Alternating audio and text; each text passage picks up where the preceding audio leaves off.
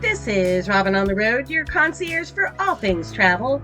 And today I'd like to take you on the road with me to Flagler County, Florida, and the Bulow Plantation Ruins Historic State Park.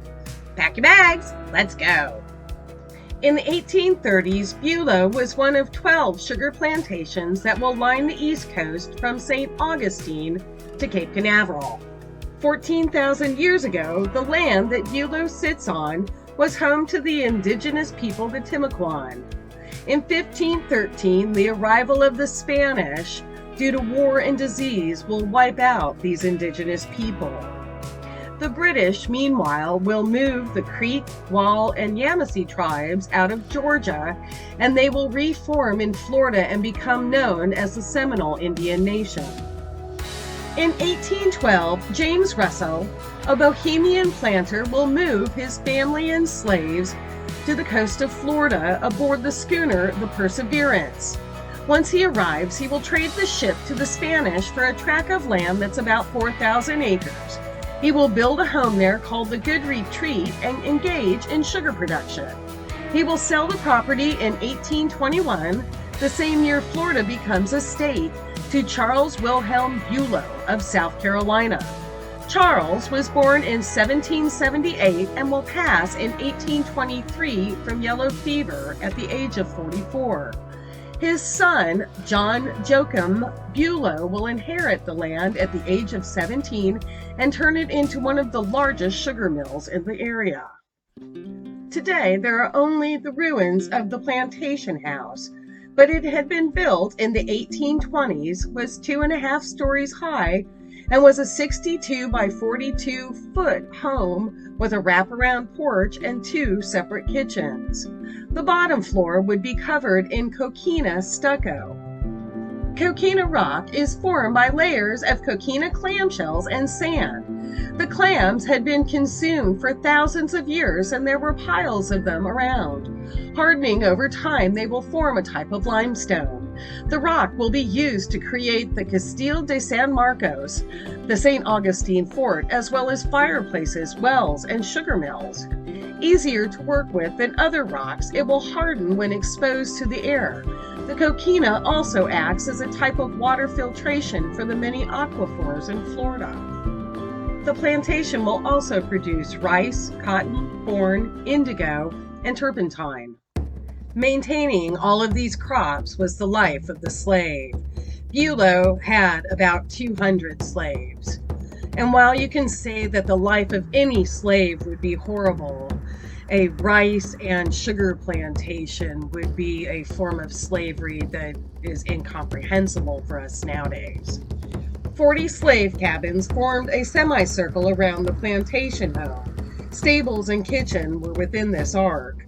The slave cabin was a 12 by 16 foot wooden structure with a coquina fireplace. They contained furniture, tableware, and storage. A fire pit in the yard would be used for cooking and heating water.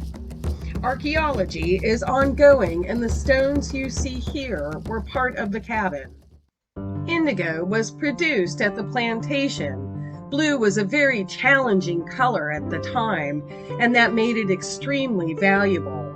Stems and leaves would be cut and put into a large vat and covered in a urine and water mixture and soaked for about 12 hours until it turned an olive or gold color. It was then drained into a smaller vat where lime water was added, and the liquid would be beaten violently and it would turn blue. The indigo, being heavier than the water, will sink to the bottom and the water will be drained away. The indigo is then placed into bags to dry and eventually will be laid out flat to dry and harden. Then it will be cut into squares and sold.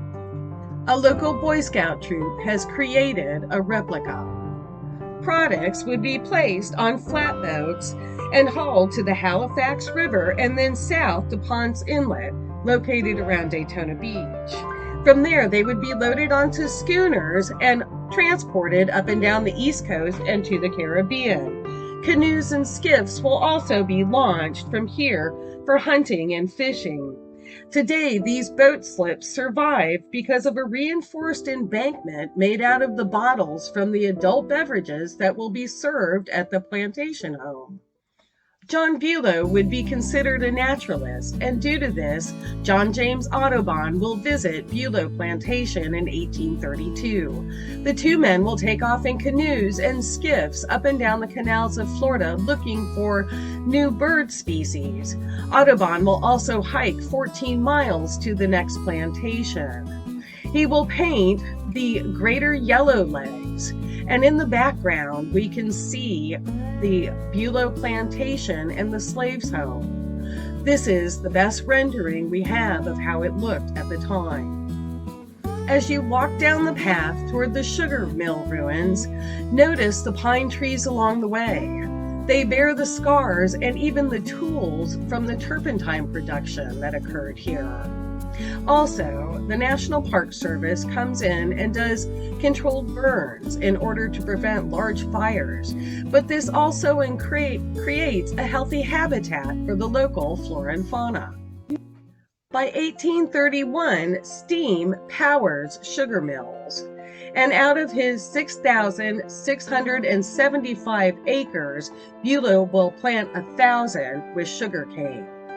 They will plant in January and February, and the cane will be ready for harvest by mid-October. The building in front of you houses the engine that will produce the steam. The steam will travel up a pipe to the second floor, where it will enable 3 large rollers to crush and juice the cane. From there, the juice will be put on a conveyor 3 feet wide and roll into vats down below. The juice will then be put in a succession of kettles, with the largest, the grande, also being the coolest. From the grande, the juice will then be hand-dipped into smaller kettles, increasingly hotter until the syrup has thickened. At the last kettle, the battery, which is the smallest and hottest. Then it will be put down a trough to cool and harden, and once hardened will be put into a hogshead or a large barrel. Then it will sit on a shelf for 30 days to dry while the molasses drain from the sugar. After that, the sugar cane is ready for shipping. Bulow did not have a rum making operation, so the molasses will be sent to another local plantation. During the harvest and sugar making time, the mill will run 24 hours, and the process of going from the cane down into the vats and kettles will be called the Jamaican train. Florida is a state with many natural springs, and houses will be built over the top of this, and with that they can be used as refrigeration for storing meats and keeping them cool in the spring house. The slaves, however, were not allowed to use the spring houses, and so anything that they would have to eat had to be caught and consumed quickly. The plantation will also trade with the Seminoles for bread, corn, cattle, and hogs. A museum sits just a ways off from the ruins, and here they display the artifacts that have been found on the plantation through archaeology, but also tell the story of what it was like to work on the sugar plantation, as well as the visit from John Audubon and his artwork, and showing you some of the tools that were used at the time. They seem today very primitive. While Bulow maintains good relations with the Seminole Indians, trading with them, the U.S. government does not. Andrew Jackson desires the Seminoles be moved again, this time out of Florida and west of the Mississippi River. This creates terrible tension.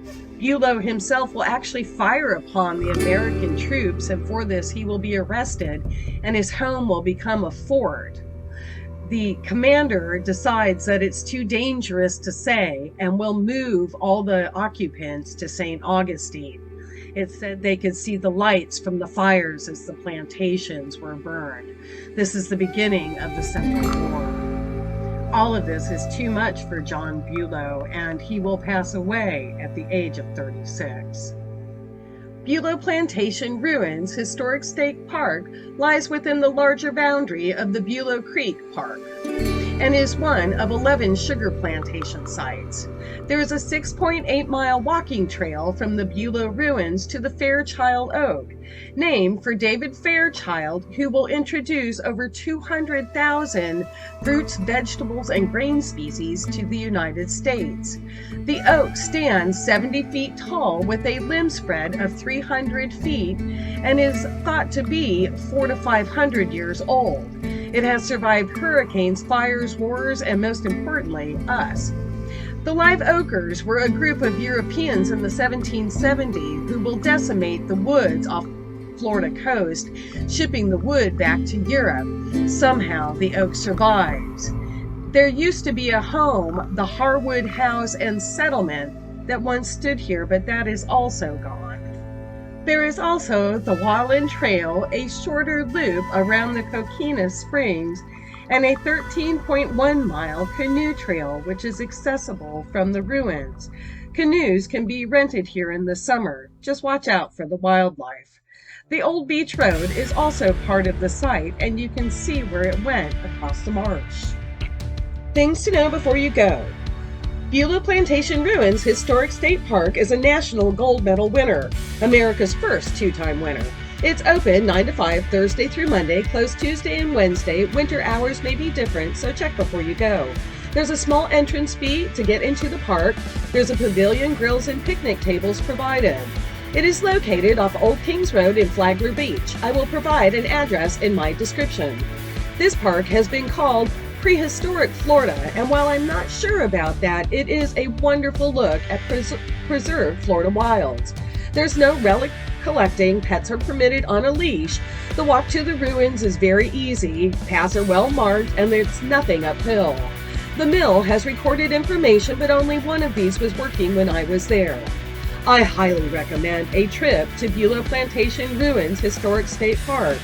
For the history and just the location, this is absolutely a gorgeous part of Florida.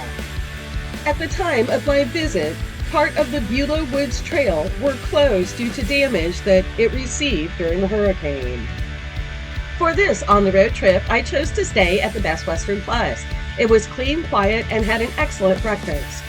Flagler Beach has somehow managed to maintain that old Florida beach vibe, with boutique hotels, some excellent restaurants, and a nice little museum that I will have an upcoming video on. Lastly, I would like to thank you, fellow traveler, for joining me on this trip to the Bulow Plantation Ruins Historic State Park. Please smack that bell and smash that like button so that you can check out my future videos. And check out my latest upload on Ripley's Believe It or Not in Orlando. A unique trip if you want to get away, especially from some of the theme parks. A great way to spend a couple hours. This is Robin on the Road, your concierge for all things travel, and I hope to see you out there on a road of your own. Until then, safe travels.